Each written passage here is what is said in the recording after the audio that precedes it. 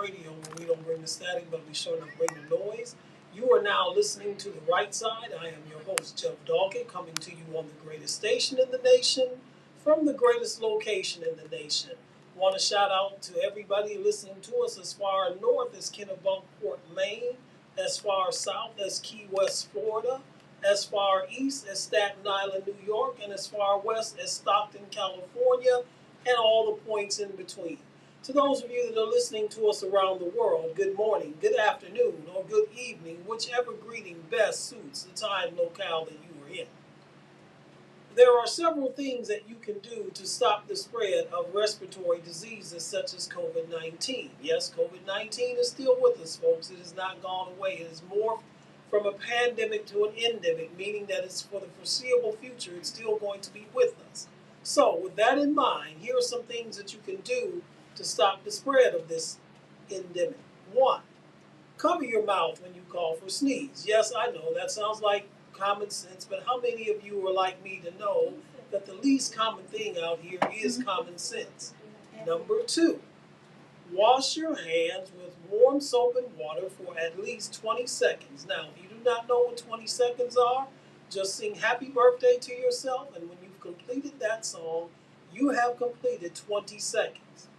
Number 3, wipe down frequently touched objects and items with some type of disinfectant, because you do not know who has touched those items and objects prior to you touching them. And by the way, you may want to consider mixing in some hand sanitizer in your vehicle so that when you go to the gas station and pump your gas, you'll have something to sanitize your hands with, for the same reason that you want to have something to sanitize frequently touched objects and items within your household, because you do not know who handled them last. Also, stay at home when you are sick. Stay at home when you are sick. Stay at home when you are sick. And oh, by the way, stay at home when you are sick. Listen, that event, that job, that movie or play or worship service, whatever it is that you think that either you just have to be there for or it can't go on without you, guess what? You don't have to be there for it, and it will go on without you. So stay at home when you're sick, folks, and stay away from people who are sick. And this was brought to you by the National Association of Broadcasters and this station, No Static Radio, where we don't bring the static, but we sure enough bring the noise, powered by Google and sponsored by Lamont Avenue Wines. If you are in the Cleveland area on the first or third Saturday of each month, I've got some outstanding news for you. At 6812 Woodland Avenue in Cleveland, Ohio, between the hours of 10 a.m. and 2 p.m., you will get a free bag of groceries if you show up there. That's right, a free bag of groceries, no questions asked. You do not have to show proof of income. You do not have to show proof of residence. You don't have to show proof of anything. The only thing you have to show is that you show up, and you get the free bag of groceries, no questions asked. But listen, that's not all. Because in addition to the free bag of groceries, you get free clothing for yourself, who's an adult, and for your children. So you get free groceries and you get free clothing. But listen, it doesn't stop there either, because if you are there between the hours of 11 a.m. and 1:30 p.m., you get a free hot lunch. That's what I said, folks. I did not stutter. A free hot lunch, a home-cooked meal that will be yummy to your tummy. And you ask, well, wow, Jeff, where is all this and when is it taking place? Well, I'm glad you asked those questions. The when is every first and third Saturday of the month. The where is at 6812 Woodland Avenue in Cleveland, Ohio. The time is 10 a.m. to 2 p.m. on said Saturdays. So listen, you have, what was today? Today is the 22nd. So this was the last, no, actually last Saturday was the last Saturday. So the next time you can take advantage of this will be Saturday, August the 5th. So put that on your calendars, put it in your phone or wherever you store information, put it there so you can take advantage of this on Saturday, August the 5th. And once again, we want to thank the Greater Cleveland Food Bank, Hazer Care Ministries, and Williams Temple Church of God in Christ, who houses this event each month. If you are new to this broadcast, this is what we do. We talk politics, we talk sports, we talk the issues of the day. I throw some topics out on the table. I give my take on said topics, and then we invite you to call in at 216-939-5087. 216-939-5087. I am happy to report that our phones are back working again today, so you can call in and give your take on the topics that we're going to be talking about today. Now, there are some guidelines for the program, though, and they are as follows. One, you get one call per broadcast. So you can call in. You can call in either in the first hour or the second hour of the program. It really doesn't make any difference to me which hour you call in, but that is your one shot. And there is a 8 to 10 minute time limit on this. Well, now you may say, well, dag, Jeff, that's not a lot of time. Well, listen, you name me a talk show where you're not the guest, that is, on that show, where that host will allow you to express your idea for 8 to 10 minutes. I tell you what, there is no show like that. So this is leeway that you get that you won't get anywhere else for the most part. So you get one call and you get 8 to 10 minutes to express your views when you make that call. Now listen, when I put the topics out there and give my takes, if you don't agree with it, that's fine. As a matter of fact, that makes for good talk show fodder. We just ask that you would not ramble on and that you would be clear and concise on what you're saying, because if you're not, then you'll hear the sound of Mr. Dial Tone. So you ask, what's on the docket for today? Well, today in our first hour, we were going to have them in studio, but now they will be calling guests, so actually won't be able to call in the first hour, but you can call in the second hour and make comments on what myself and our calling guests will be talking about in this first hour. But in the first hour, we will have power couple Brian Siggers and Courtney Mosley talking about a variety of topics. Primarily, though, we're going to be focusing on State Issue 1 here in Ohio. So now, if you're not in the state of Ohio, that doesn't mean I want you to tune out and not listen, because Ohio is the bellwether state, is the test state, if you will, for what this legislation is all about. And basically what this legislation is all about is to take away majority rule, where now here in Ohio you have 50 plus 1 makes a decision on issues and referendums on the ballot or things that will pass. Well, the movement that's afoot now is to take that away and basically make it a 60 plus majority to do so. So that's what's on the ballot. If it passes here in Ohio, there are many across the country who accurately speculate, in my opinion, that this will be tried in other states as well if it passes here in Ohio. So I say all that to say this: if you are not a resident of the state of Ohio, then still do not tune us out. Listen, because it will be coming to your state if it passes here in Ohio. So you need to watch your state legislatures and see what they are doing. Secondly, we are going to talk about the reluctance or the apathy. I won't even say apathy, we'll say the disenchantment of Gen Z voters.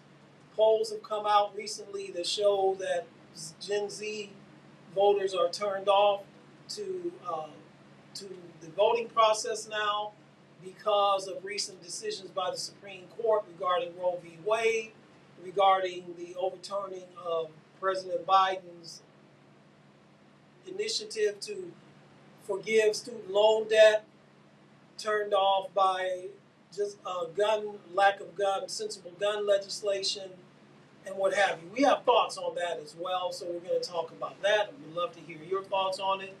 We're also going to look at the question, which party most benefits from a third-party candidacy, and we're talking about the presidential election. So this is not something, this is something that may or may not occur, but there's rumblings and stirrings about a third-party candidacy because polls have shown that a large majority of the voting public is not pleased with the prospects of another Donald Trump versus Joe Biden rematch in 2024. So we're going to look at that as well. We're also going to talk about the recent edict in the state of Florida, where the State Board of Education in the state of Florida has put some new guidelines down for their middle schools as to how they're to teach about slavery. They are to teach now about slavery, the so-called both sides of the issue, about how slaves, and I'm not making this up, folks, I wish I was, and I wish this was a joke, but it's not, that how slaves, they want teachers now to teach how slaves benefited from slavery. Yeah, that's what they want to teach in the middle schools in Florida. So we're going to look at that as well. So those are our issues here, our topics. Well, yeah, they are issues as well. Those are our topics here on the table today for discussion. As I said here in our first hour, we will have our call-in guests. I'm not sure if they are on the line at this moment or not, are they? Not yet. Not yet, okay. So we're efforting Brian and Courtney to call in. They should call in shortly. So let me just lay out this state issue one here in the state of Ohio. And as I said in the intro, and our call-in number is 216-939-5087, 216-939-5087. So here in the state of Ohio, there is an issue on the ballot called Issue 1. There's a special election that's set for August the 8th that only, it's a statewide issue, and this is the only thing that's going to be voted on that day. And this issue, as I said in our intro, is an initiative to do away with majority rule, do away with the 50+1 majority rule that we have now, not only in this state, but across this country. And this is a move by a group of people here in the state of Ohio, as I said, to repeal that and to make it where it would have to be 60+, which means that legislation that they want to introduce, if it is voted down within the state Senate or state Congress, but if it's rejected by less than 60%, it can still pass. And what many experts feel, and as a matter of fact, it was stated by the Secretary of State, Frank LaRose, that this is really an initiative to make abortion illegal in the state of Ohio. The reason that we say this is not based on our opinion, but based on something that Secretary of State for the state of Ohio, Frank LaRose, said, and it's being played in the commercials here in the state of Ohio by those anti-Issue 1 forces, those who want to see Issue 1 rejected, that Frank LaRose said, and I quote, that this is about abortion. And so many believe that this has been placed on the ballot so that the Republican-controlled state house and state legislature here in the state of Ohio can pass legislation that would severely restrict abortion, which is legal here in the state of Ohio right now, but would then be able to pass legislation here in Ohio that would restrict abortion regardless of whether they had enough votes to pass the legislation or not, so long as the no vote, if you will, on proposed legislation would not be 60% or more. Right now, all it takes is a vote of 50+1 to either pass or reject any proposed legislation. But if issue 1 were to pass in the state of Ohio, then it would take a 60 plus 1 for it to pass. And so this is why many believe that this issue has been placed on the ballot in the first place. There are others that believe that there's some nefarious reasons as to why the issue was placed on the ballot in August rather than a November election. There are some who believe that it was placed in August because August usually and traditionally, not only in Ohio but across the country, you get low voter turnouts. Because in the month of August, most eligible voters are either on vacation or getting their kids ready to go back to school, or college age students are getting ready to go back to college. And so people aren't thinking about the political issues and the ramifications of legislation during this time. There are some that believe that as well, because traditionally here in the state of Ohio, turnout has been very low for August elections. Example, just 2 years ago in the state of Ohio, in a congressional district of which I am a resident of, there was a high profile race. As a matter of fact, it was a nationally profile race. That's how high profile it was, between two black female Democratic candidates, Nina Turner and Shontel Brown, were running for the seat that was vacated by Marsha Fudge, who President Biden appointed as the HUD Secretary, Housing and Urban Development Secretary. So her seat became open and vacant, and these two black women were stridently campaigning for that seat, so much to the point where in this election got national exposure. You had people on the national level coming here into this district to campaign for both candidates, and it got just widespread coverage. But the turnout for the August election, the August primary, which basically would have guaranteed the winner of that primary to win the seat because this is a heavily Democratic district, the voter turnout was about 16 or 17%, despite all of the money that was spent in campaign ads, despite, as I said, the high profile individuals on both sides that were coming here in this area to campaign for the two candidates. The turnout was low. And I believe we have our guest on now. Our guest with us, Courtney and Brian, are you with us now? Good afternoon, Jeff. I'm here with you right now. Well, good. We're so glad to have you with us. And basically, I was talking and giving the intro to issue 1. So let me ask you all this question, and then I'll let you all answer and go from here. So issue 1 is on the ballot this August. And please explain to our listeners the language, if you will, that's contained within this issue.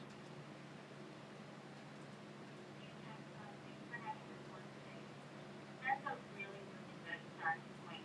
So issue 1, in simple terms, makes it harder to amend the state constitution. Currently, right now, in order to make any amendment, you need 50% plus 1 vote. What issue 1 is attempting to do is to increase that to 60% of the vote to pass a constitutional amendment.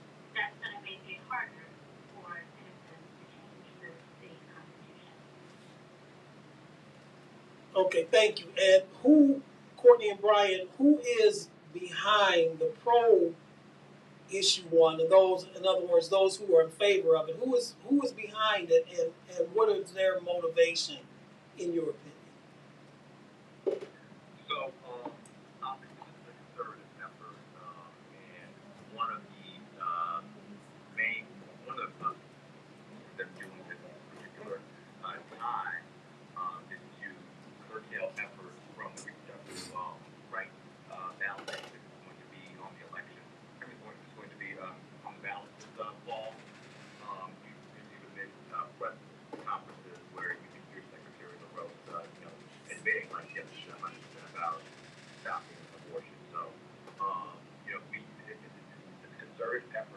right to pretty much curtail the will of the people and to make it harder for us to amend a constitution. And just to give a little bit more context here, only about 25% of constitutional amendments approved by voters in our state's history.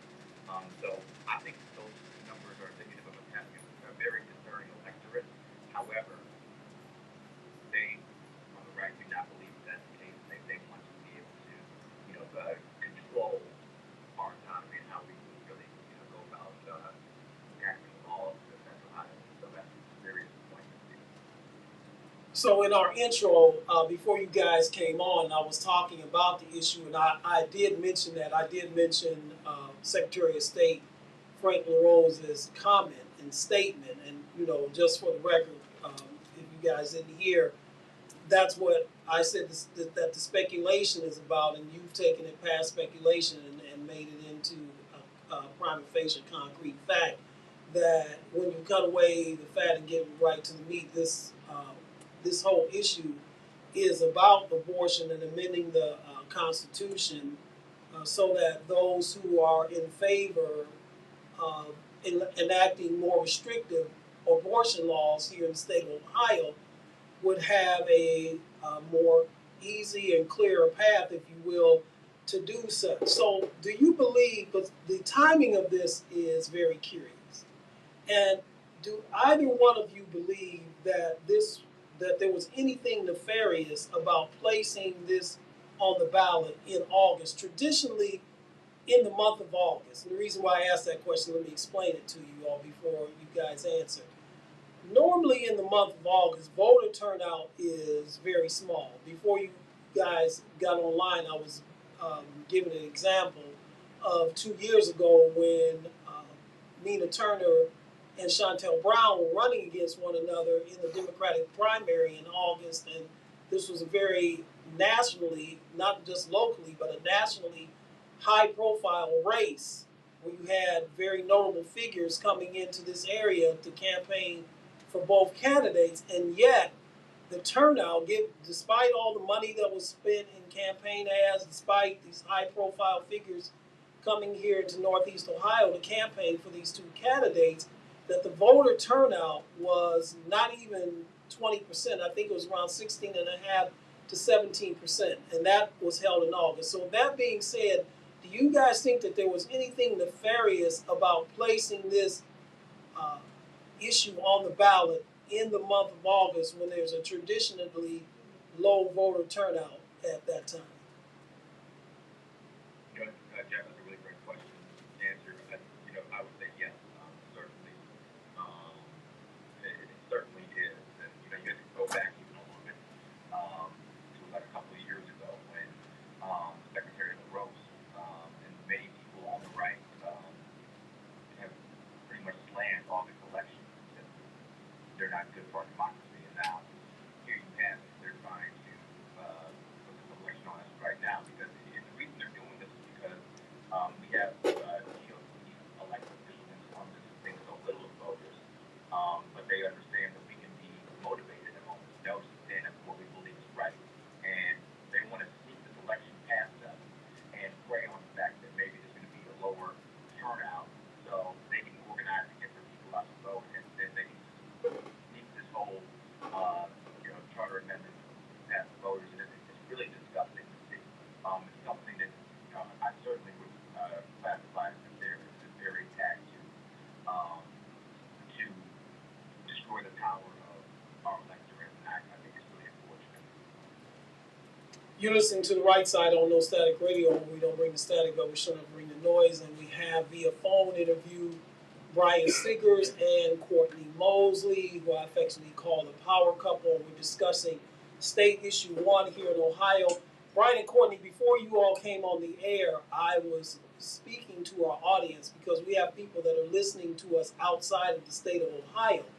And I said, and correct me if I'm wrong in these remarks, I said that even if you're not in the state of Ohio, you need to listen to this portion of the program, this interview, because Ohio is a test state, a bellwether state, bell cow, whatever term you want to use, state for this, because if this passes in the state of Ohio, that the nation is looking at this so that if it does pass in the state of Ohio, that other states will follow suit and put similar legislation on their ballot as well. Is that a correct statement, or am I going overboard on that? No, I think that's a correct statement because Ohio, even in our national elections, we have the capacity to make a break who wins the presidency. So definitely I think that Ohio is a model state to look at, even if we don't live here in House work on these issues, which is why it's even more important for people to get out and vote and vote no, because too much is at stake. There's way too much at stake today. There's 100% too much at stake, and the fact of the matter is that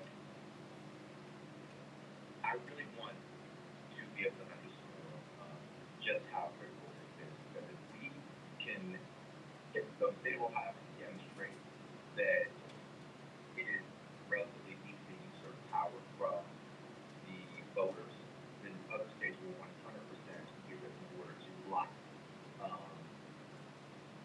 um, charter amendments, than what the state of Ohio is trying to do. I mean, as you can see, many states are trying to get reproductive rights codified in the state constitution in an effort to be able to stop and block their maybe right-leaning elected officials from stripping their reproductive rights away. And some states have been successful so far. And red states are going to look at this and say, well, we have to stop this somehow. And if Ohio can unfortunately serve as a model of doing so, then they're definitely going to try to replicate these efforts in their own respective states. And that's something that we want to be able to slam it. We want to be able to vote overwhelmingly against these efforts in August and make sure that we're sending a message to the entire GOP that they're absolutely in power over these voters. And also, just to follow up on that, a realistic view, if that 60% threshold were already in effect today, in 2006, minimum wage would not have been increased, and in 2009, casino gambling would not have been legalized in more cities. We would have fallen short of that 60% threshold. And those are only two cities. So right now, with reproductive rights being on the ballot, with the cultivation of marijuana being on the ballot, these are two things that have a significant impact on a lot of Ohioans. What is your response to those who are on the pro-issue one side that say that those who are opposed to this issue are really not representing the views of the people of the state of Ohio, and that they're really being controlled by big money outside forces outside of the state of Ohio? I'm sure that both of you have heard these charges or heard these statements. What is your response to that? How do you guys respond to that? I think that all of those are just pretextual in manner. Of course, they were worried about big investors coming in, taking over matters that ultimately do not affect them outside of the extent of their pocket. But the reality is, irony hit last October when there was a poll of Ohioans, 59.19% of voters supported amending the Constitution to keep abortion legal in Ohio. And abortion is healthcare. So ironically, months later, for this push to have issue one on an August ballot, where, as you mentioned, historically Republicans talked about that having ballots in August, I think that their reasons only go undeterred. And I just want to point out also how interesting, that from argument through the last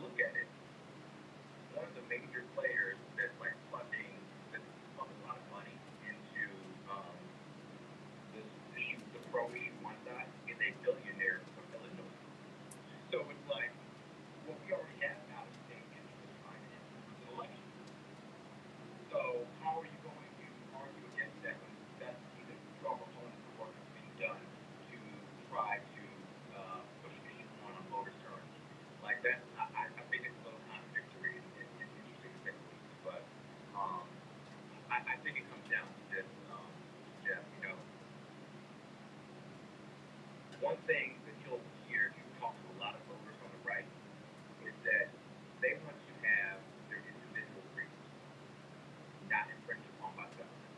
And with that being said, it would almost seem as if right-leaning voters would be vehemently against issue one because this is trying to water down your vote. This is an effort to make your vote less powerful. So if you have initiatives that you think that need to be codified in the state constitution, like you need to get um, an exorbitant amount of votes that's not necessarily realistic, and this is a government trying to suppress your vote, and it goes against everything that I think the GOP claims to stand for, and what a lot of conservatives claim to stand for. So I think that's something that we really need to be able to message and communicate to voters, because just because it's a right-leaning issue does not mean that it is for the best interest of right-leaning voters. Well, Brian, there's a couple of things, and you're right. There was a couple of things about that, though.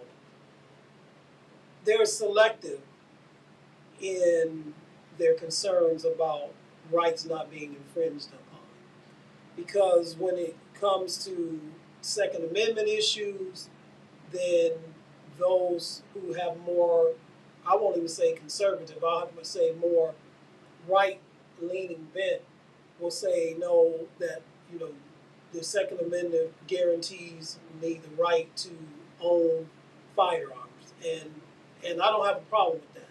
I have a problem with military style assault weapons being owned by private citizens, because the key word there is military, and you don't need a AR-15 or an AK-47 to either go hunting or to protect your home. So there is uh, selective desire, if you will, when it comes to that. But when it comes to other issues, when it comes to voting, when it comes to education, when it comes to voting rights, education rights, and what have you, then they try to flip the script. And I maintain that there really is, for the most part, there's a very tiny portion, but for the most part, there really isn't a Republican Party anymore. It's more so a party of cult, if you will. It's more a cultist type of party, where more so than a political party, which is a whole different subject and a whole different topic. But uh, my question to you guys is this: so, over the last few elections, Ohio has gone from a purple state, maybe even at one time a blue state, but has gone from blue to purple, and now not even so much a purple state, but now a red state. So, with that in mind, what do the anti-issue one forces, what can you guys do? What are the campaign that you're using to try to turn out the vote, to turn out enough people in the, let's be honest, in Northeast Ohio, in the Cincinnati, Columbus, Dayton area, perhaps Youngstown, and in the metropolitan areas of this state, to counterbalance when in all likelihood, I mean, we don't know what's going to happen until the actual vote takes place, but if you look at trends of what happened in previous elections, what what are what are you guys doing, you and those who are working with you, to get out the vote in this non-traditional election in order to make sure that this issue does not pass? Again, Jeff, that's an amazing question, because the biggest thing is we need to let people know that this is a critical election that will certainly change the climate of the state of Ohio politically. And the fact is, early voting has already started. We're trying to, really bank votes early. We're going door to door. We're working with the one person, one vote campaign, and we're really having conversations with voters and letting you know that this is a direct attack on our democracy. This, if issue one were to pass, this will end simple majority as we know it, and it will completely suppress the power of people's vote. We always talk a lot about voter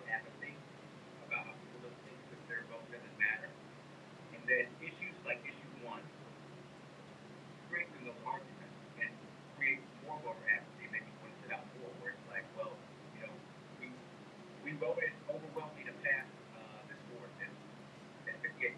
However, we didn't achieve the 60% threshold. Therefore, while the good majority of us wanted this, we're unable to get it. It makes no sense. It's utterly ridiculous, and we want to communicate to voters. We can work together to make sure that we're protecting the Constitution and we're protecting the strength of our vote. So we're all without the community. We've spoken at forums, the community. We want to really make sure that we're bringing we're bringing the information to the voters, because an informed electorate and a discerning electorate are two things that really, really scare the right. And we want to make sure that we have a community of both in Cochran County, and that's what we're working towards striving for. Outside of Cuyahoga County, I think it's very easy to look around in our county and see all of the work that we're doing. But at the end of the day, we are a vote district. So we have to do more than just reaching out to our local voters. We have to go there. It's very and we need to do a lot of outreach outside of Cuyahoga and make sure that they are informed and vote. And that's great that you all are doing these efforts, because the paradox of it is this, and Brian, you spoke to it somewhat in your statement, is that, in your answer rather, is that on the one hand, you have an apathetic voting base. And there's a lot of reasons behind that, many of which, in my opinion, are not very legitimate. But then on the other hand, if you allow this issue to pass, then that's going to give people not a reason, as you said, and I agree with you 100%, not to vote, because they will say, well, my vote doesn't count because even if we're in the majority, we don't win. It's like this, and I'll put it in these terms. I'm an alum of some small nondescript college here in Ohio that you guys have probably never even heard of before. It's called The Ohio State University. And I say that jokingly, but our arch rival is the team up north, the team from Ann Arbor. And if the Buckeyes were playing them and we won the game 59-41, the team up north could still be declared the winner because we did not have 60 points, even though we won the game overwhelmingly. We won the game by 18 points. We had 59, they had 41. But because we did not score 60, then the team up north can be declared the winner. And rightfully so, yours truly included, Buckeye fans will be up in arms about that. Well, wait a minute, how are you going to tell us we didn't win? We scored 59 points, they scored 41. But in essence, that is what Issue 1 would do. Issue 1 would allow legislation or amendments either not to be passed or not to take place if you don't have that 60% threshold, which is ridiculous. I want to ask you guys this question because I've been paying close attention to this, especially the ad campaign. And I want you guys to speak to this. There's an ad running right now for those who are pro Issue 1 that has a commercial basically playing to a culture war, if you will, about how if a no vote is successful on this, that it can make parents no longer have control of their school system, let people teach transgender, make your kids become transgender, and in other words, they're going to the whole cultural war route. Speak to that, and can you guys really put the truth out there about that and dispel, or if you can't dispel, at least speak to what this is all about? Because personally, I think it's a way of misinforming people and not allowing them to see what the real issue here. But maybe I'm wrong. So what do you guys say about that? Yeah, I think that now I have not seen the world one yet. I'm certainly going to look it up after this show. Now I'm very curious to see what they're saying, but I think that when the right has a candidate or a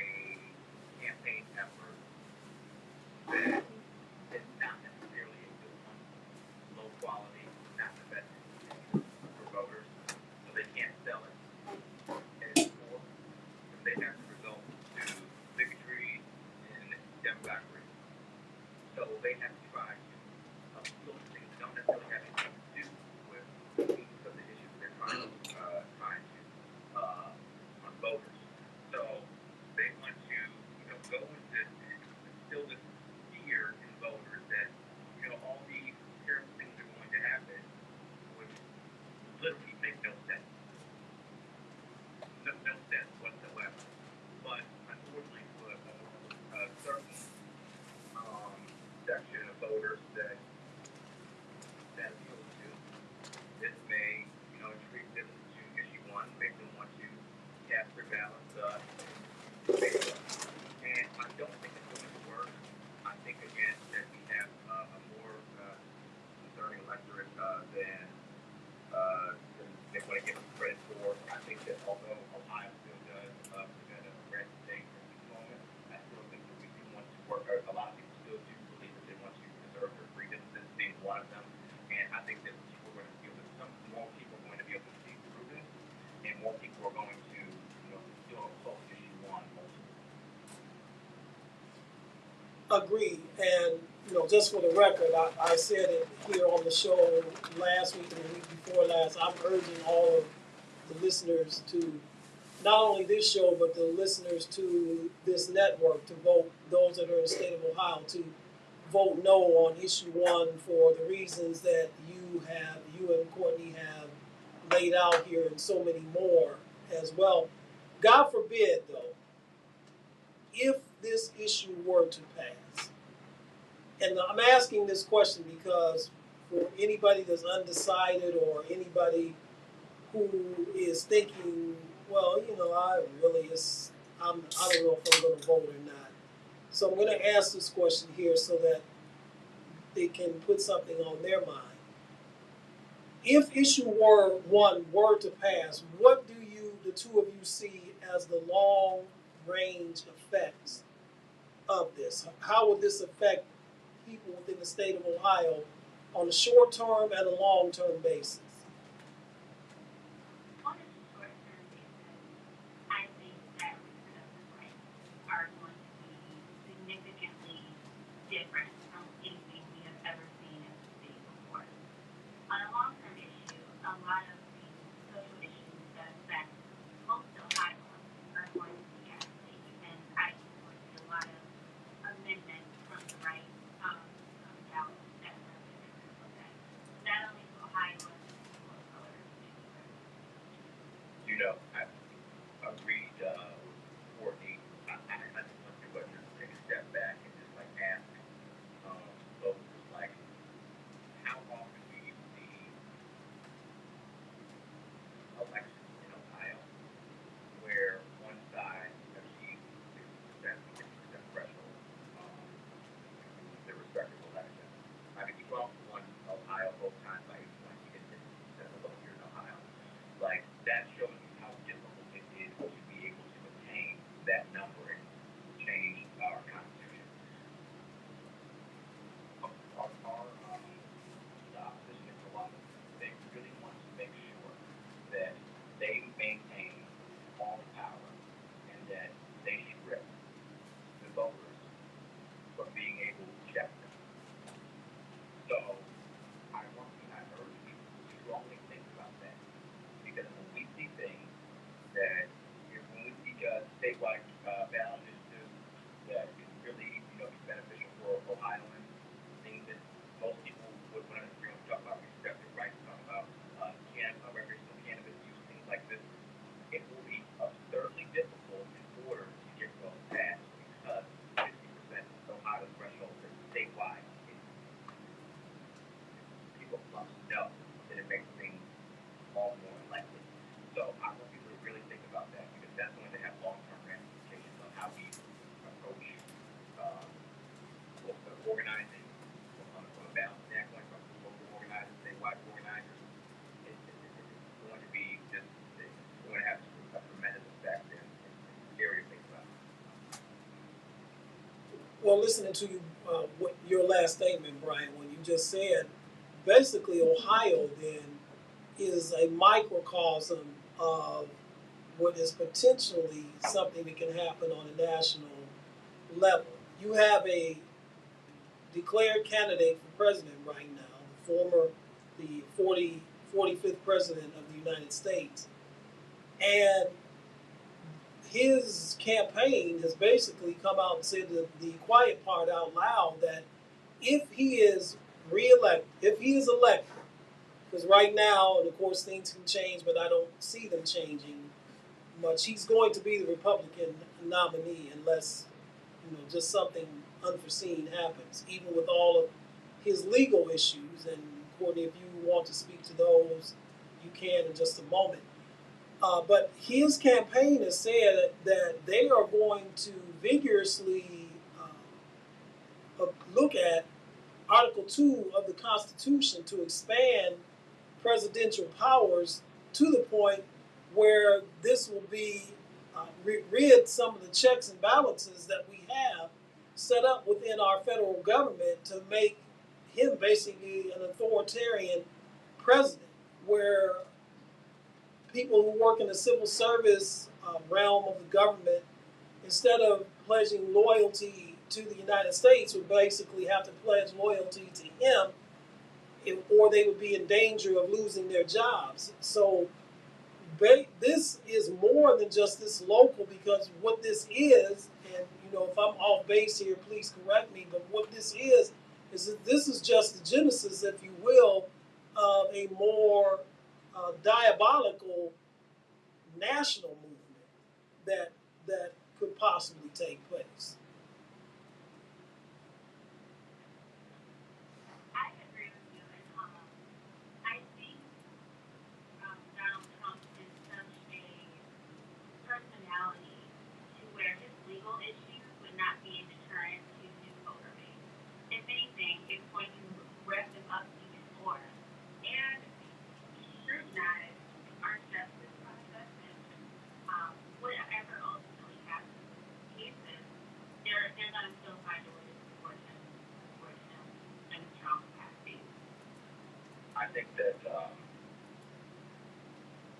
anytime we discuss number 45, it's just, I always kind of just like reflect on like how we even got here, because it's just like it's so scary and so like it's nothing that I would have ever thought. But we're here, and like he presented himself, as you said, Jeff, as an authoritarian figure. He, now that he's dealing with these legal issues, which you alluded earlier, he's presenting himself to be some sort of martyr. Just last month, when speaking at conservative convention, that's particularly effective. I am your retribution, and I'm being indicted for you, like he's on front for right-wing voters in some capacity. And just seeing these sorts of things is just really just eye-opening and concerning, and it's really scary, because he really is trying to paint himself to be this just like authoritarian, like that religious kind of figure. It's really weird. Mm-hmm. Well, and I would agree with you. And when I look at this issue one, to me, this is just an offshoot of Trumpism. That's all it is to try to take the power out of the hands of the majority of people and concentrate it on a small minority of individuals, so that this small minority of individuals can continue to exercise their power. I saw something recently, I believe it was on MSNBC, on Morning Joe, where they were showing that the chart of racial groups here in America and their growth, and basically showed that within the next 10 years or so, that America is going to become a majority minority country, where there's going to be more people of color. I'm not talking about just black people, I'm talking about people of color, Latinos, Asian Americans, indigenous people that we misnomer and call Indians. There's going to be more people of color in this country than not. And this scares the power structure. And this is why you're seeing things like you're seeing regarding issue one and this uh, presidential candidate wanting to centralize power where he can become an authority figure. And Courtney, I agree with you 100% that if anything, these indictments that are coming down from Jack Smith and from Fonnie Lewis and from Alvin Bragg and others, and the fact that he's already been indicted and convicted basically of being a sexual predator in the D.C. court, this just strengthens his base even more so. Uh, One question too I want to ask you too, got a couple more before our time is up here. And I thank you guys so much. And you're listening to the right side on No Static Radio. We don't bring the static, but we sure don't bring the noise. We have online with us Brian Siggers and Courtney Mosley. And to our listening audience, the reason why I asked Courtney to weigh in on the legality of the situation when it comes to the former president is that Courtney is a former prosecutor and is a lawyer, so that's why I asked that question the way I did. But do you two see Ohio in danger of going the way of Texas and Florida and Tennessee and other states when it comes to voter suppression? When it comes to voter suppression, Yeah. Yes, when it comes to voter suppression, as we issues like issue one, in my opinion, are that slippery slope in order to get legislation here in Ohio that would restrict voting rights the way it has happened in other states. And for the most part, the Voting Rights Act of 1965 has been gutted by this Supreme Court. And we talked about on this show, guys, that the recent rulings by the Supreme Court regarding affirmative action and also regarding the student loans, that what they're really doing, especially when they basically killed affirmative action, is that the end game here, if you connect the dots, the end game is the repeal of the Civil Rights Act of 1966. But the Voting Rights Act of 1965 basically has been gutted. And you've seen states across this country, like I named, like Texas, like Florida, like Tennessee, and others, that have enacted legislation that basically are voter suppression laws. Now, that's not what they're calling them, but you know, if it looks like a duck, walks like a duck, quacks like a duck, it's a duck. You can call it an eagle if you want, but it's a duck. Do you see Ohio, especially with this type of legislation that hopefully this state will vote down, but do you see Ohio trying to trend, if not already trending in that direction? you know, I think that we have some people in Columbus who would like that to be the case, or maybe for that to be the case. But I'm not. I'm not going to give up on it. I think that we do have a very intriguing situation in Ohio, unfortunately, where we're heavily afflicted by gerrymandering. We have a state legislature that completely ignores the ruling of the Ohio Supreme Court, which says that the two districts that are unconstitutional, which completely limited the amount of school districts that we have in the state. But I think that we are in a position where we control our destiny. I think that we need to roll up our sleeves with the Democratic Party. We need to build up our bench.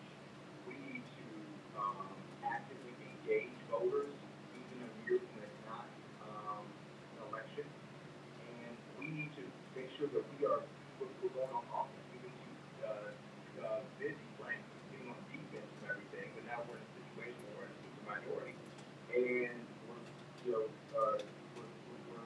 getting killed in statewide elections. It's time for us to really make sure that we take our state back. We've done it before. We can do it again. So I'm not supposed to give up on Ohio yet. I still think that there's plenty of opportunity for us to prove who we are, to prove that we're capable of government for the great people of Ohio, and it's just going to take a whole lot of effort for us to do so. I agree, and thank you so much. Yes, it is. It takes effort. These rights that we have were not given, were not come by easy. They were fought through blood, sweat, and tears, and people sacrificing their lives. So we're going to have to be willing to sacrifice and do whatever we need to do to make sure that we the people are we the people and still have the rights that, because this Frederick Douglass said it once so eloquently that this is not given to us willingly. This is what you have to fight for it, and you have to take it. And if you don't, if you sit on the sideline, if you sit at home and you don't feel like there's nothing to vote for, or you know more about the latest Taylor Swift or Beyonce CD release, or maybe I'm behind the times of their latest music release, I should say, more so than you know about State Issue 1, or who even is your congressperson, who represents your district in Columbus, who represents your district in Washington, D.C., then you're in trouble, because as you said earlier in the interview, an educated voter and an educated voting base is a powerful voter and a powerful voting base. Sorry, I couldn't get my words out. One last question. I'm curious to get you guys' thoughts on this, and I thank you once again for calling in and discussing this very important issue. And I hope that those of you that are listening, especially in the state of Ohio, but our surrounding states and across the country as well, get a lot out of this, because as we said in the beginning, if it passes here, it's coming to your state next. So you guys are closer to this generation than I am. I saw a recent poll where it says that only 20 to 25% of Gen Z voters are even considering voting in the presidential election of 2024, where there was a much higher turnout than that in 2020. And the reasons that were given for this was the Supreme Court decision regarding Roe v. Wade, lack of sensible gun legislation, the Supreme Court decision effectively killing affirmative action, and Supreme Court decision regarding the student loan forgiveness. If you notice a central theme there is Supreme Court decision, meaning that elections have consequences. So what would you say to those who you're closer in age to than I am, as far as not getting turned off by the electoral process because things didn't go your way right off the bat?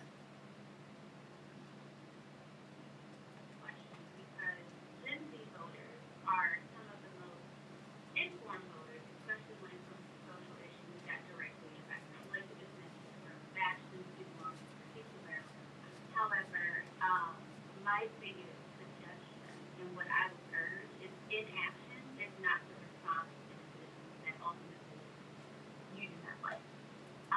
That may turn into voter apathy, that you are discouraged by the process, even though you do know that your vote does count. So just inaction is not the answer. It is action. It's still to keep voting every single election, voting in every single primary, on your friends to vote every single election, every single primary, and not to give up. Yes, because, and thank you, Courtney, that's a great answer. And President Obama really spoke to this actually during the 2020 presidential campaign, when he basically said, and I'm paraphrasing here, but he said that even if we win this election, talking about getting Joe Biden and Kamala Harris elected president and vice president, he said this is not the place to stop. You have to keep on voting until you affect change. That change does not just happen in one election. It takes several elections. On the other side of it, for example, the prime example of that is those who, from the time Roe v. Wade first was enacted by and approved by the Supreme Court, there was a group of people who were determined to see that overthrown, and they continued to vote and continued to put pressure on candidates and continued to get candidates on the ballot till they finally were able to get win enough elections and get enough candidates to change the Supreme Court. A lot of that was illegal because we know the whole thing would happen with Merrick Garland with the Obama appointment. But the point is that change does not happen overnight, and that you have to continue to vote and continue to put pressure and continue to organize until you are able to affect the change that you want to see happen. Jeff, if I can just comment really quickly on what you're saying and what Courtney brought up as well. You guys always shoot without a point. I want to also quote President Obama when he said, "The greatest threat to our democracy is difference." So the moment that we stop caring, that's when the opportunity to strike appears for the officers in Columbus and other Columbuses throughout the United States, where they're like, you know what? Let me sneak this on the voters when they're out. This is when they collect and they stack up their wins. So we can't let them do it. I know, one thing that I always want to say is when it comes to young voters, I know Shirley Chisholm said, if you don't have a seat at the table, bring a folding chair. So what I mean by that is I want to see more young people voting, of course, and I want to see more young people running for office.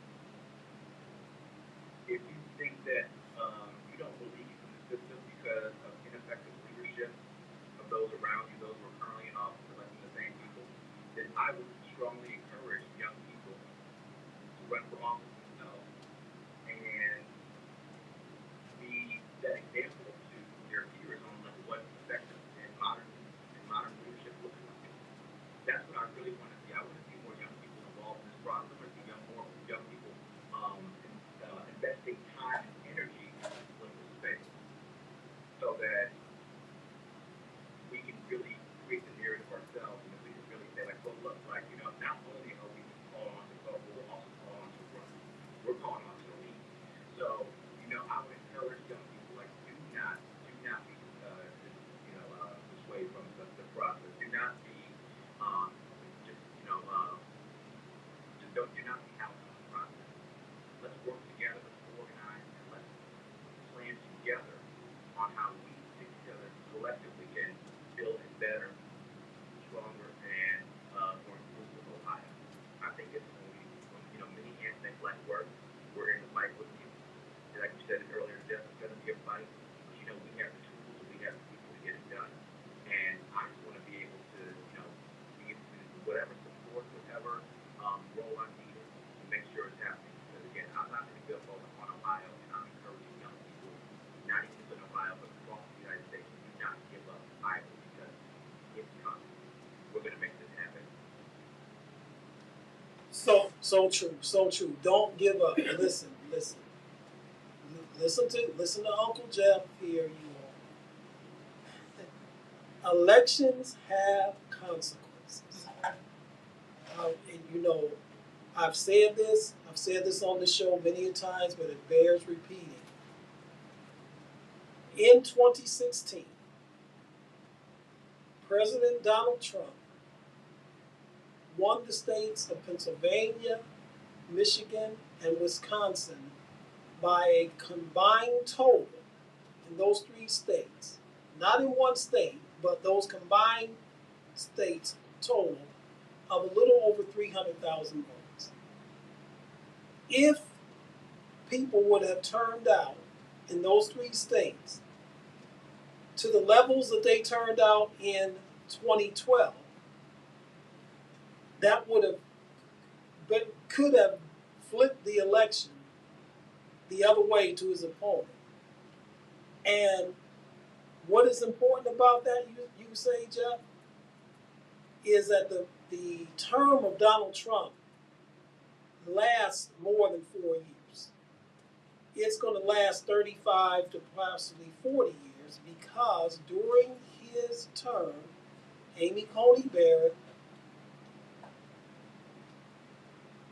Brett Kavanaugh, and Neil Gorsuch were appointed to the Supreme Court because the 3 Supreme Court positions came open during his presidency.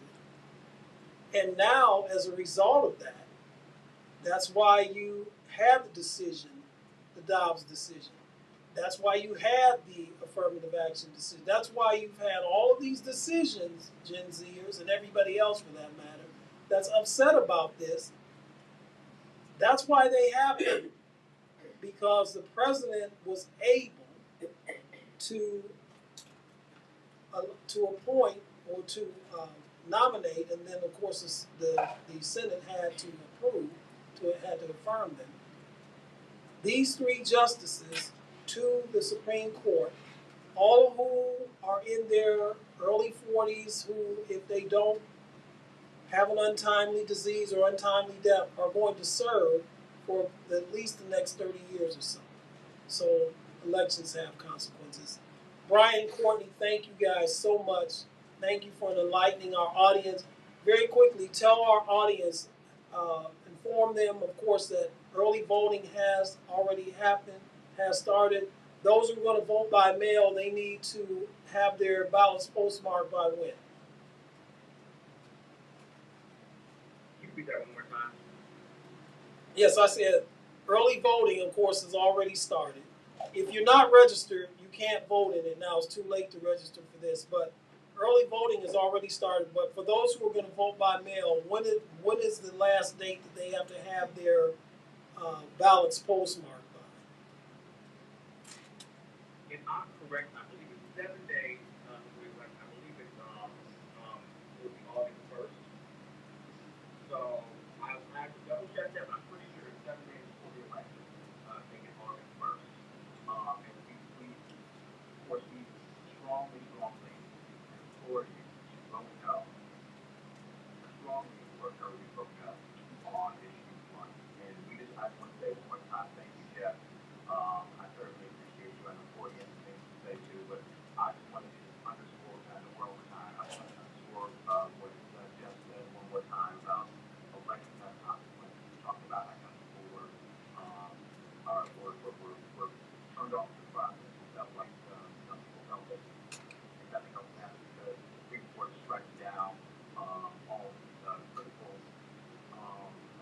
institutions beneficial to people of color and minorities. But you know what?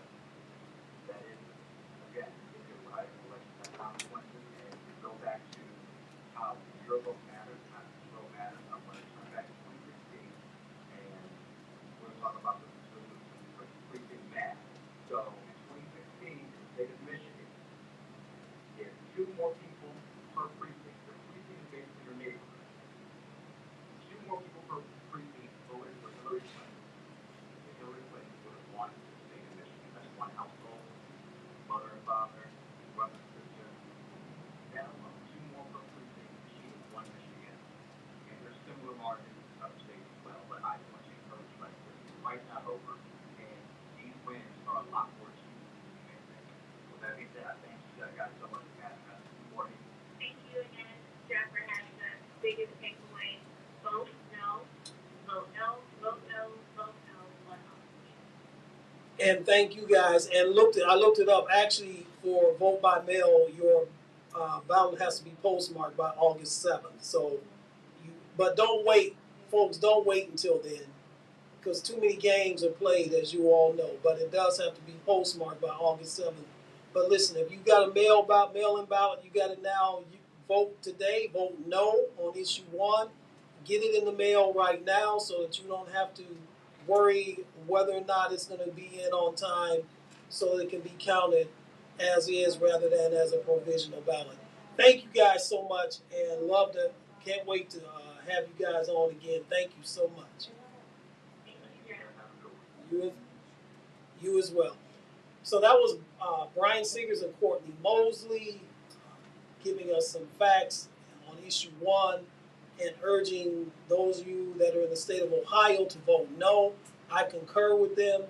It's the position of the right side on No Static Radio. I do not speak for the station. I am speaking for this program, though, that it is my position that you should vote no on issue one as well. We're going to take a short break. We'll be back at you after the break in our second part of our program. We are going to talk about who does a third party candidacy in the 2024 presidential election hurt the most and why. And then we're also going to look at this garbage, that came down this week from the Florida State Board of Education regarding as to how slavery will be taught in the middle schools in the state of Florida. If you haven't heard about it already, you're not going to believe it, but it's true. You're listening to the Right Side on No Static Radio. We'll be right back at you.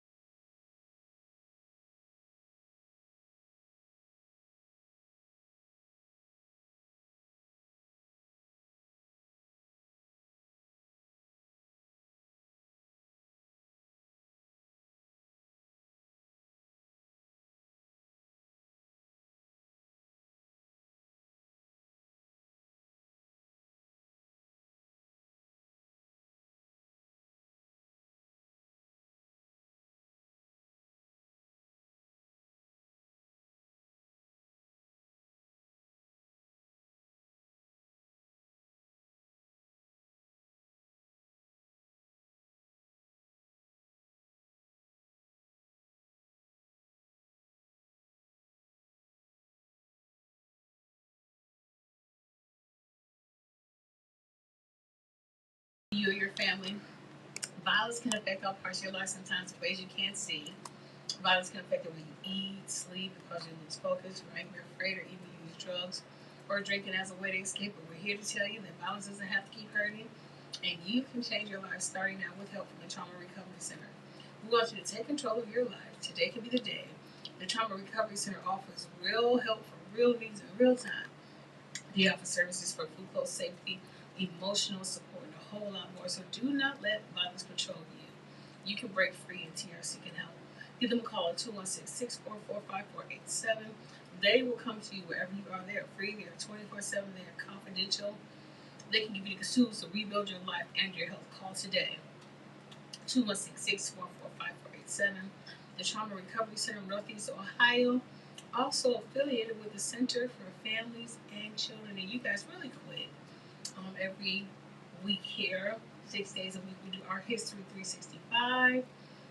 And I just want to preview something to you guys that we'll be going through a little later on when it's available. The release is coming, I think, in the next couple of months, but it's the Chronicle of Heroes, about our history. Okay, so the Yoakum African American History Association, known as YAHA, is a 501c organization dedicated to sharing educational resources about Black history and providing historical milestones that prove that our history, Black history, is American history. So YAHA provides public speaking opportunities and resources that include free lesson plans and profile and leadership PowerPoints that are highly effective for the visual and auditory learners. So they ask that when you use their copyrighted materials, at least give them credit for it. But when I tell you that they got so much stuff, you guys, I'm so excited about this. I'm so excited to be able to present this to you guys. So if you're looking for an unbiased Black history website, please go and pursue their materials. Nonpartisan, no agenda, no propaganda, just facts, empowerment through education, and they challenge the status quo. So you guys, listen, go to yoakumblackhistory.org. That's YOUCUM blackhistory.org to go get the materials. You won't regret it. I'm Decisive, here for the right side, and now back to Jeff Doggett. Thank you, Decisive. And once again, we want to thank our guests, our phone-in guests in the first hour, power couple, Brian Siggers and Courtney Mosley. By the way, I call them the power couple. For those of you who don't know, they are engaged and soon to be married. So congratulations to them on that. Our phone lines are back open, so if you want to call in and comment on issue 1 or anything you've heard in the first hour, please give us a call at 216-939-5087, 216-939-5087. You know, it's apropos that Marie should intro the second hour talking about Black history and challenging the status quo and nonpartisan and just telling the truth. Because the way you find out about a nation, the way you find out about a people, is that not only do you study them contemporary, in other words, what is going on today, but you also look at their history and where they've come from and how the past has shaped the present. This is why history has always been fascinating to me. This is why history has always been my favorite subject when I was in school. One of my regrets, if you will, that I have in life is that if I had to do it all over again, when I attended The Ohio State University, instead of majoring and getting my degree in theater, if I had to do it all over again, I would have majored in history and been a historian because of my love of history. That being said, the one thing about history that should not happen is that history should not be rewritten, should not be reshaped to fit a particular narrative, whatever that narrative is.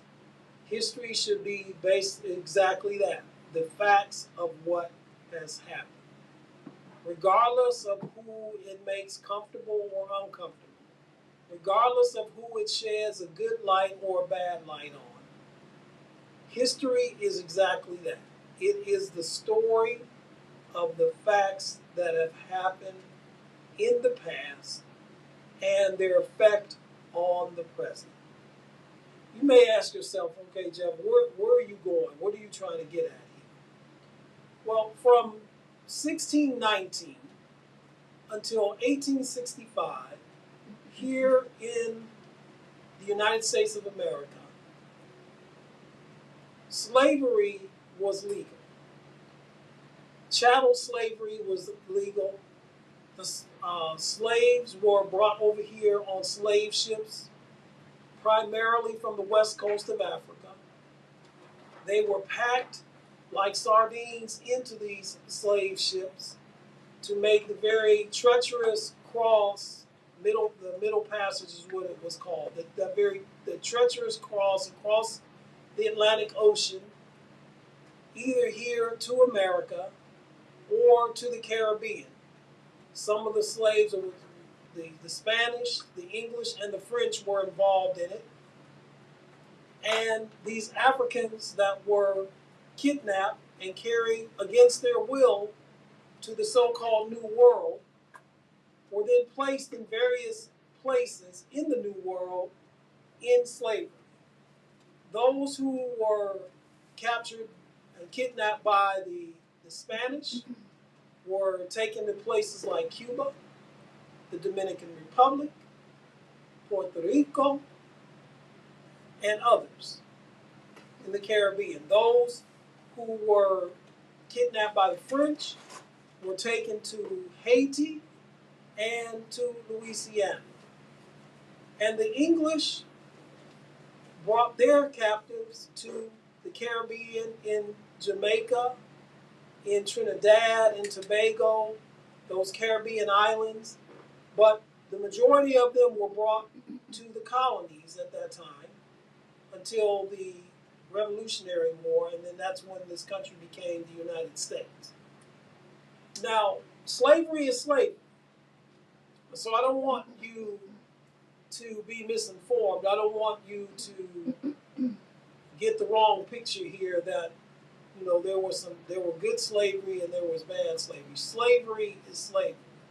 However, the slavery that was practiced in the colonies and then in what became the United States of America was different than what was practiced in the Caribbean, different than what was practiced in the Dominican Republic, and somewhat different, although not a lot different, than what was practiced in Haiti by the French.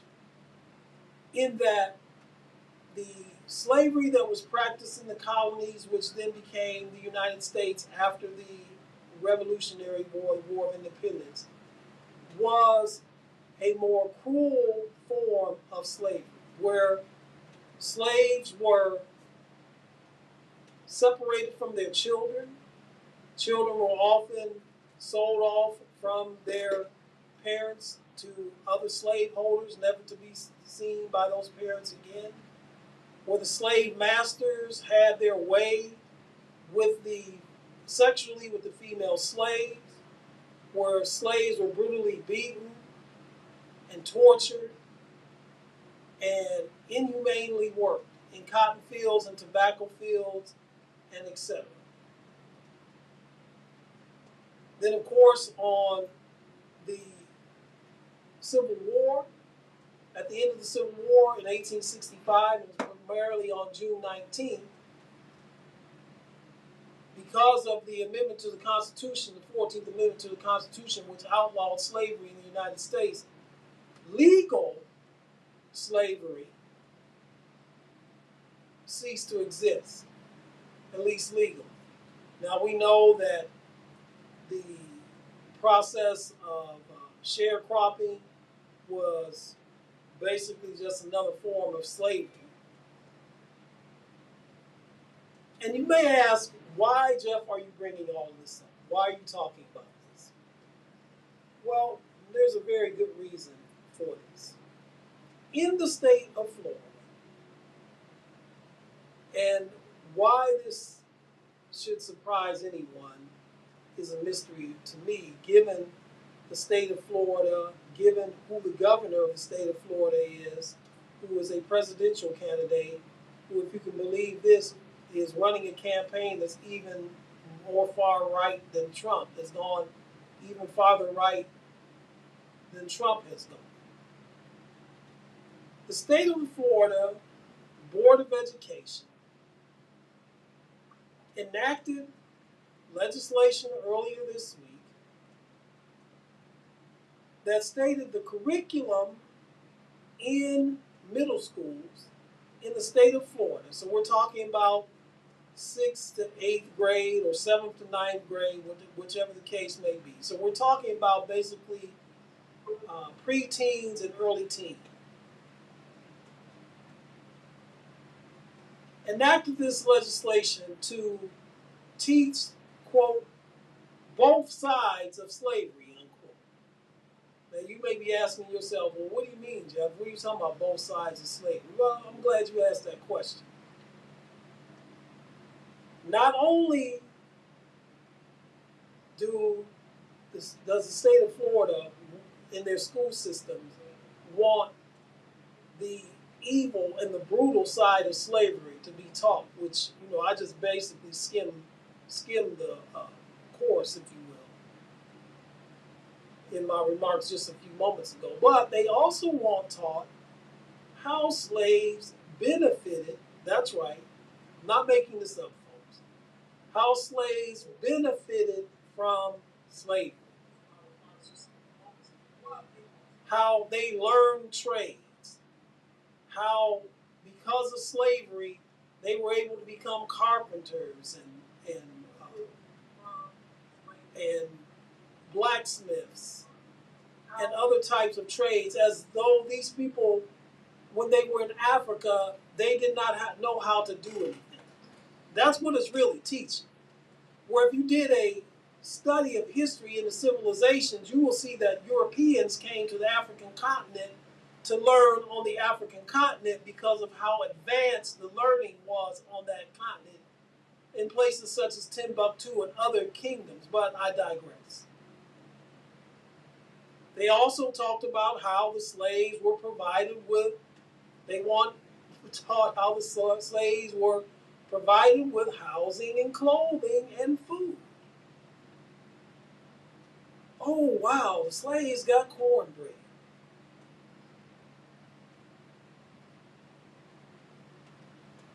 This is all in an effort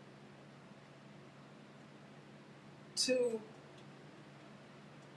make illegitimate the true story, to whitewash, if you will, the true story of history in this country when it comes to slavery.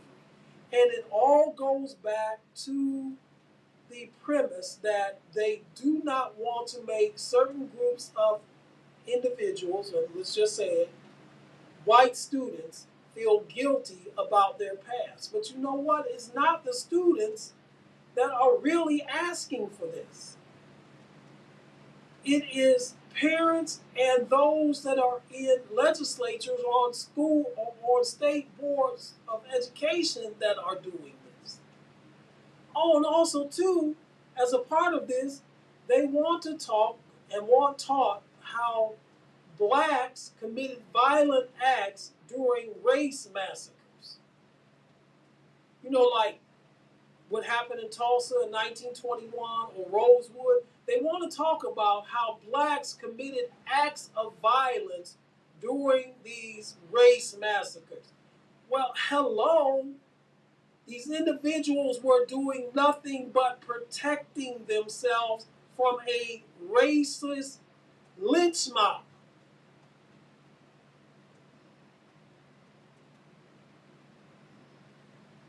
This is all a part of this so-called anti-woke movement. This is all a part of this attempt to whitewash history. And I don't, no pun intended when I say whitewash.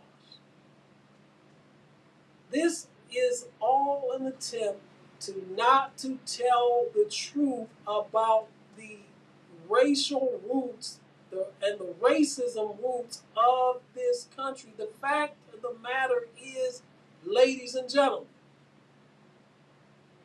that this country was founded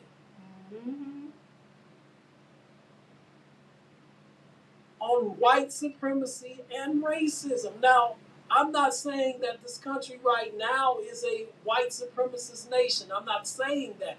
I am saying that the country was founded on white supremacy and racism. Slaves weren't considered human beings. Do you realize that the Constitution at that time said that slaves were only 3/5 of a person? They weren't even considered human beings. They were considered property.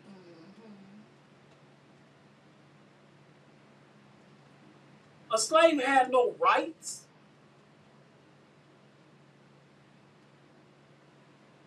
They had no say so if their son or daughter was sold by the master to another master. They were treated like cattle. You had slave masters that would use black men as breeders. Folks, this is what you do to horses and cattle. It's not what you do to human beings.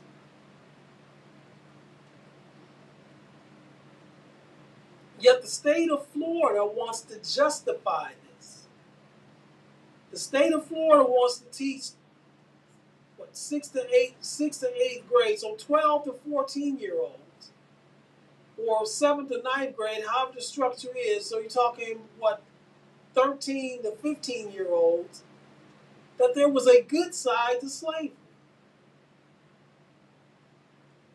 That it wasn't all that bad. But you know what, folks? This is not a new phenomenon, though. It's just more so now the quiet part being said out loud. But this is not a new phenomenon. You know how I know? Because when I was in elementary school, basically that's what I was taught about slavery. I was not taught that slavery was an evil institution. I was not taught that slavery was a brutal and racist institution that kidnapped people from their homeland, packed them into ships like sardines, where there's been an estimate of, for the African Holocaust, there's been an estimate as low as 15 million, as high as 30 million people during the slave trade died in the Middle Passage. I'm not even talking about before they got to the shores of Jamaica or Cuba or Puerto Rico or Williamsburg, Virginia. We're talking about on the slave ships.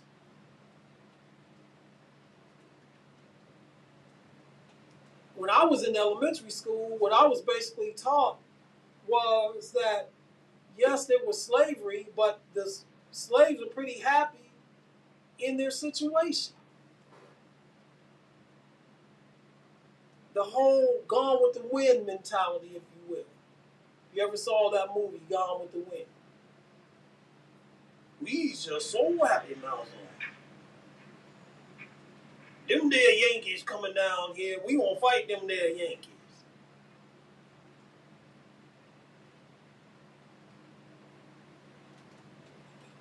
This is what the state of Florida wants to teach its children.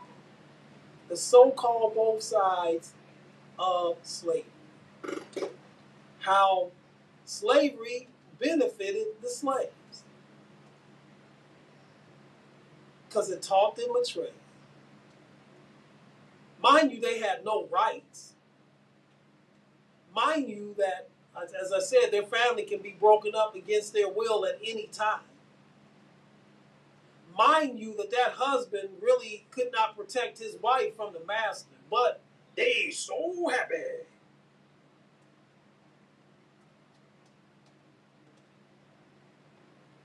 Because they've got a benefit. They got housing. They had housing in Africa. They got taught a trade. Ancient African civilizations were some of the most advanced civilizations in the history of the world.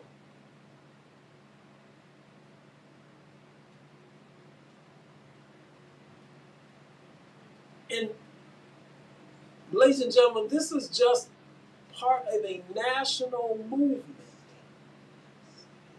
to change history and to whitewash history in America to show it favorable to the Ron DeSantis and the Donald Trump mentality of this country. Well, why are you always looking back? Why are you looking back? If you drive a car and you're looking in the rearview mirror all the time, you're going to have a crash. Yeah, but if I don't look at what's behind me, I can't understand what's in front of me.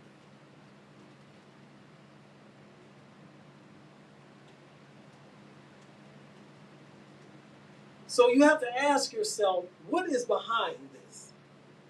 And what's behind this is a very concerted effort to keep the truth away from young people because those who are in power are afraid. Just like Brian and Courtney said in the last hour, those who are in power are afraid of an educated, what they were talking about was a voter base, but they are also afraid of an educated youth.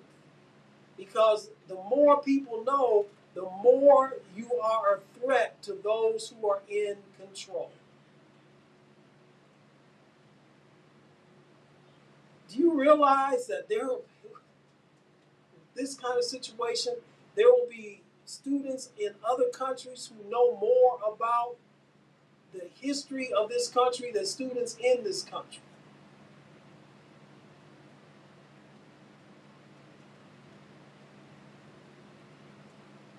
And the effort is those who are in power do not want young people to know. They want to keep them ignorant or believing a lie that there was a good side to slavery. Folks, there was no good side to slavery. How are you going to have a good side to an inhumane institution?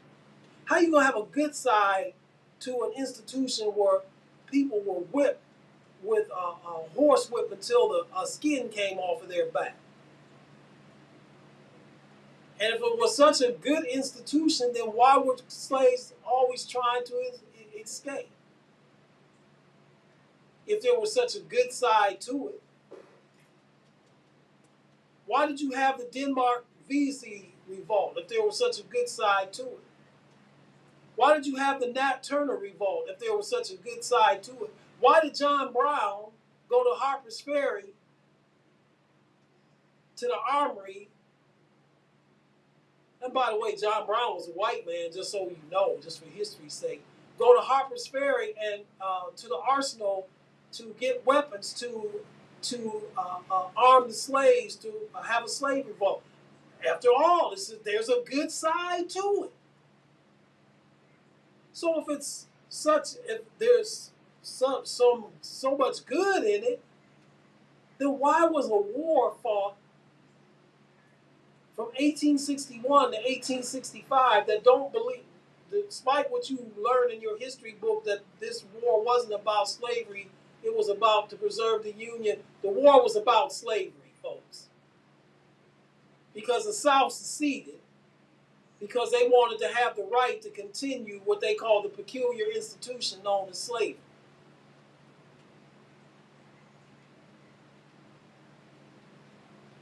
A war that caused more American lives than any other war in American history.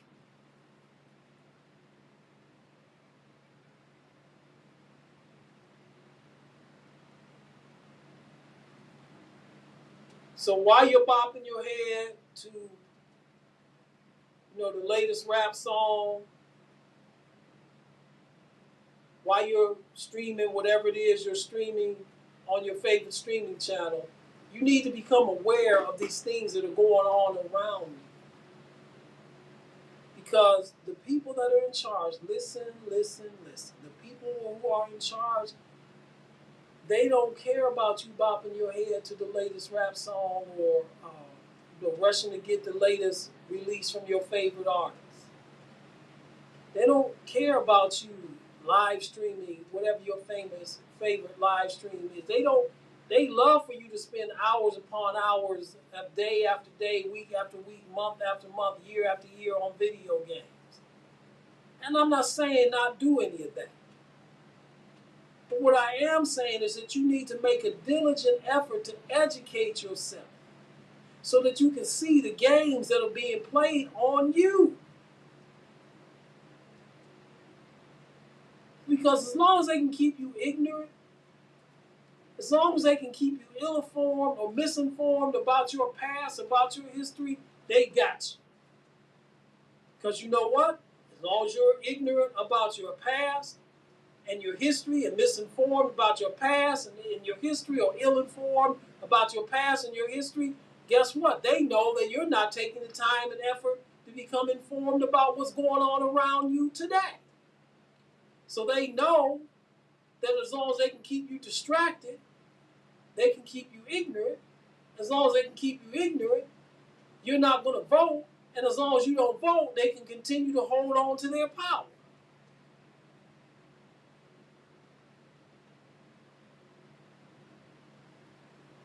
It's a shame that some of us know more about what goes on NBA Wives or the Housewives of Hollywood or whatever that other garbage is. But you don't even know who your representative is in Columbus if you live in Ohio. Or whatever other state you live in, fill in the blank, wherever your capital is in that state. You don't know who your congressperson is in Washington. You probably don't even know, some of you don't even probably even know who your council person is or your alderman or whatever they call it in your ward or precinct or whatever it is you live in.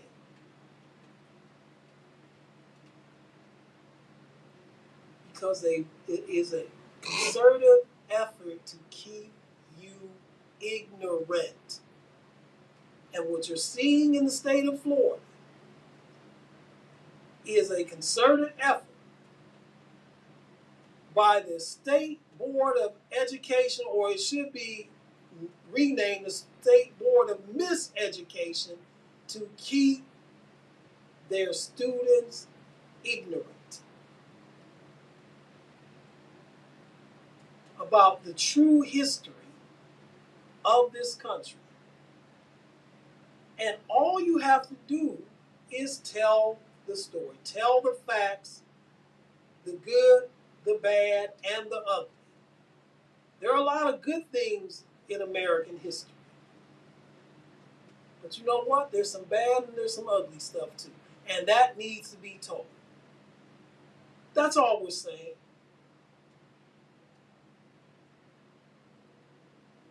And I don't play political parties so much on this show, but I do tell the truth. That's why we call it the right side. This is a concerted effort by the Republican Party to deceive, to misinform, and to ill-inform young people about the history of this country, because it allows them to keep their agenda that they have going, this so-called anti-wokeism, and to keep these ridiculous cultural wars going on. Do you realize that the Congress of the United States, which the Republicans control the House of Representatives right now, it's a slim majority. They control it by a 5-vote majority in the House of Representatives. Do you realize that since this Congress has been seated earlier this year, that there has been no legislation passed? Well, what have they been doing all this time, Jeff? I'm glad you asked that question. They've been doing this nonsense, this whole nonsense about the weaponization of government, looking into Hunter Biden, investigating the so-called Biden crime family, that they have all this put forth all this effort, and there's nothing there. They look like fools and come back with egg on their face because the so-called whistleblower that they had disappeared. Mm. Mm.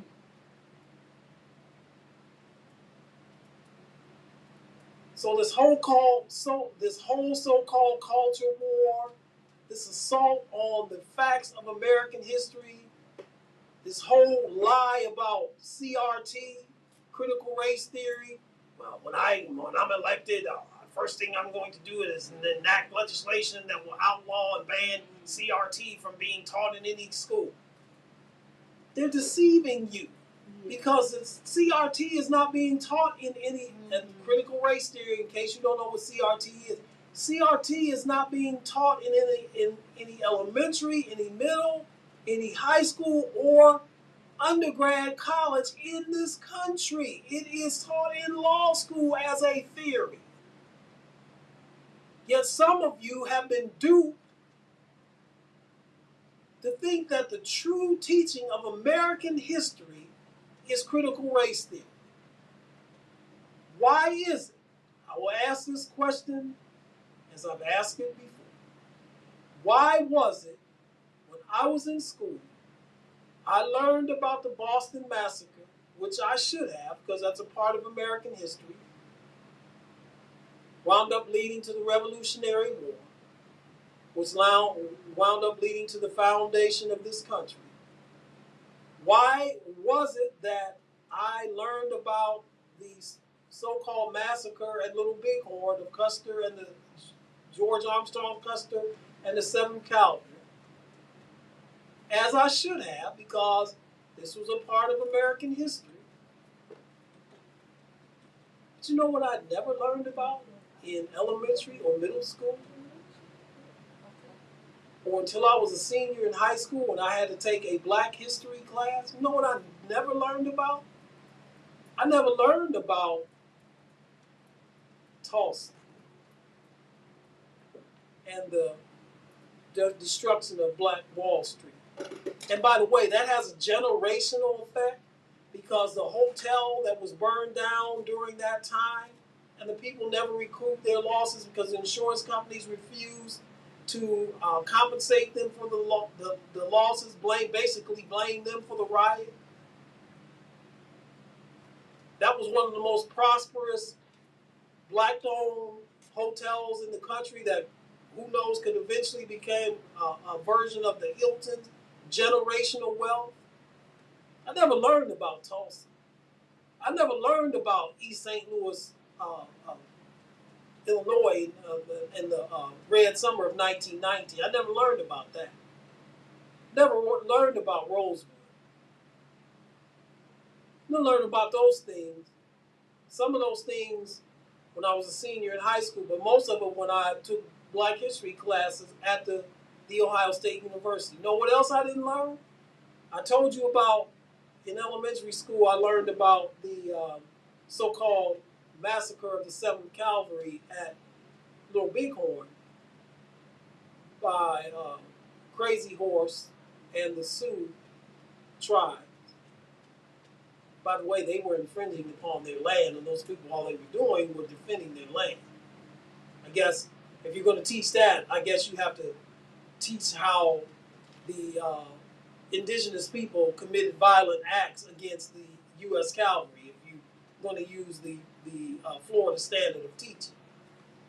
I learned about that, but you know what I didn't learn about? I didn't learn about the Trail of Tears.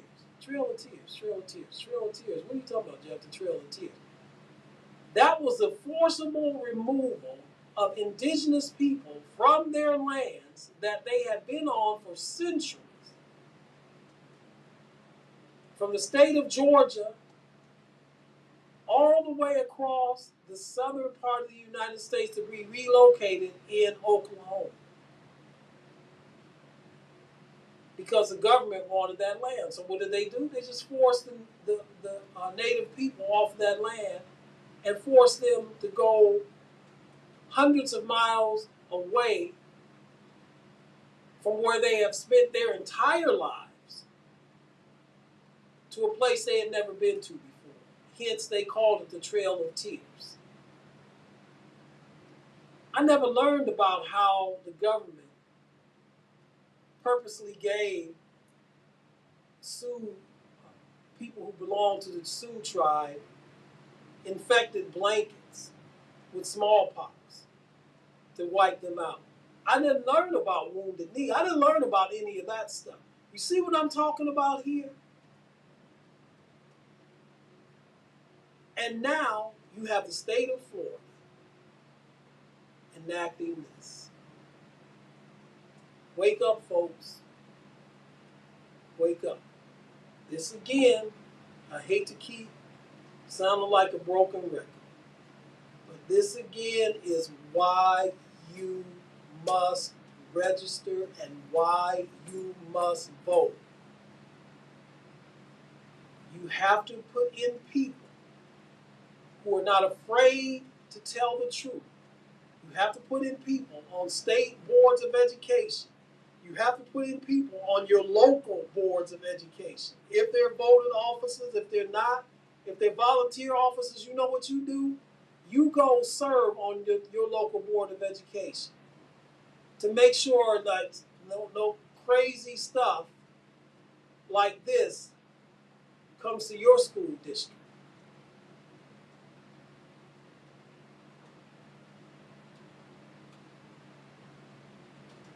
But if you continue to sit on your AZZ, then they're going to make a fool out of you. You've been listening to The Right Side on No Static Radio, where we don't bring the static, but we sure enough bring the noise. We come to you every Saturday here on this station, the greatest station in the nation, from the greatest location in the nation. Every Saturday from 3 p.m. to 5 p.m. when we talk politics, sports, and the issues of the day. Once again, if you're here in the state of Ohio, if you have not voted yet, you can vote by mail. You have to postmark your ballot no later than August 7th, but don't wait until then. Get it in now. You can also go to your local board of elections, find out the county that you're in, find out where your local board of elections is. For example, where I am right now, I'm in Cuyahoga County here in Ohio, and the board of elections is really kind of catty corner from where I'm sitting right now, though I'm going to vote in person at my local polling place. But if you don't want to wait until election day to vote, go to your local board of education. If you want to vote by mail, get your mail-in ballot now. Vote no on issue 1. Get it in the mail immediately, so that it will be there on time, so that it can be counted. If you're going to vote in person, make sure that your polling place is not changed, number 1. I say that because mine did. Number 2, make sure you have the proper identification. You need a state-issued driver's license. You can no longer bring utility bills and things of that nature to prove your proof of residence. You have to have some type of state-issued photo identification if you're going to vote in person. If you're going to vote by mail, make sure that your signature matches the ballot you had before. In other words, what I'm saying to you is don't let somebody sign your name for you on your ballot, because that could invalidate your ballot. But vote no on issue 1. Spread the word. Do not sit at home on August 8th, folks. If you do, and issue 1 passes, then you can kiss democracy as we know it right now. You can kiss it goodbye in the state of Ohio, and that's going to start a chain reaction across this country. So you here in Ohio, and I'm speaking so passionately because I am a resident of the state of Ohio, we here in Ohio can stop it before it gets started across this country. Thank you for listening to The Right Side. Right now, I see that my time is up. Thank you very much for your time. I will not be on live next Saturday. I will be out of town at a family reunion. We will have a best of show next Saturday. So until August 5th, shalom.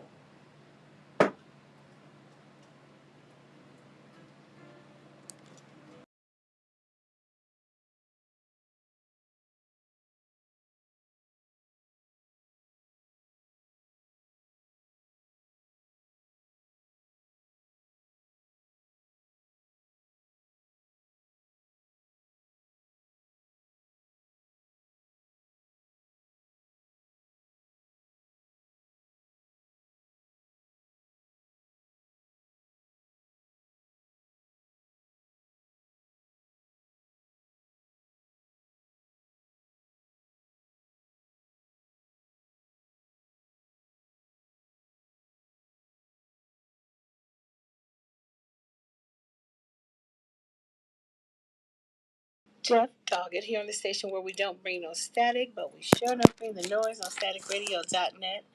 Make sure you guys check us out on social media where we absolutely love to hear from you on Facebook.com/No Static Radio LLC, on Twitter at No Static _ radio, on Instagram at TheReal _ No Static Radio, on YouTube at No Static Radio, same thing, called one word, and our newest platform, Discover.tv. Also, if you guys would like to listen to replays of this show and others on NoStaticRadio.net, please make sure you check us out on Mixler or Mixcloud.com. Just type in No Static Radio in the toolbar for replays of this show and others, and for continuous streaming. That means uninterrupted service. Make sure you check us out on TuneIn.com, LiveOnlineRadio.net, or MediaQ for continuous streaming of this show and all others.